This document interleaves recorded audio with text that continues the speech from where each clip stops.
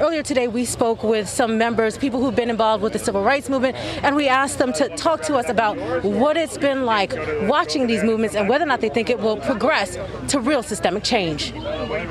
It takes a tragedy sometimes for people to let their collective tears flow. A vigil in Harlem today on what would have been the 27th birthday of a woman shot and killed by Louisville police. Her name was Breonna Taylor. Our hearts will heal back stronger with collective and ongoing action. Columbia University professor Jamal Joseph sees this week's protests, marches, and vigils as more than just one moment of outrage. He believes the momentum behind the current calls for police reform will prompt real systemic change. Reminds me of protest movements that happened around apartheid in South Africa, where the world knew that it had to embrace. Emmett Till, his death that shocked America. Joseph's own activism was activated as a Harlem teen, watching riots here on 125th Street after the assassination of Dr. King. To channel his anger into action, Joseph walked into his first meeting for the Black Panthers. He reached into a drawer. I thought he was going to give me a big gun, and he gave me a stack of books.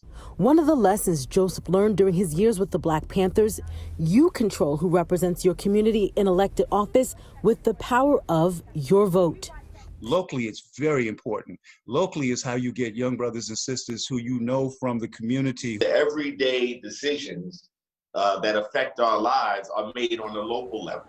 Whether or not you're going to get chokehold legislation that holds your police department accountable. Reverend Kirsten John Foy stood with Eric Garner's family in their quest to have the NYPD officer who placed him in a chokehold fired. Foy organized marches from Staten Island to the Brooklyn Bridge. He believes demonstrations played a key role in getting action from the de Blasio administration.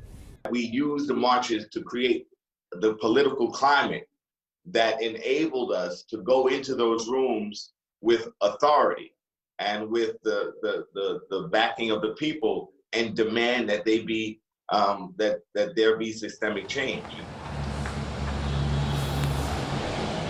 And again, what we are hearing from those civil rights leaders is a question. They just want to make sure that the energy, the momentum from the streets gets translated into voting and people getting involved with their politicians, with local politics. So right now, again, we are following a group of protesters. They are headed down 110th Street towards the west side. We're going to go ahead and catch up with them, and we'll keep you posted. For now, reporting live from Harlem, Ayana Harry, Pix 11 News.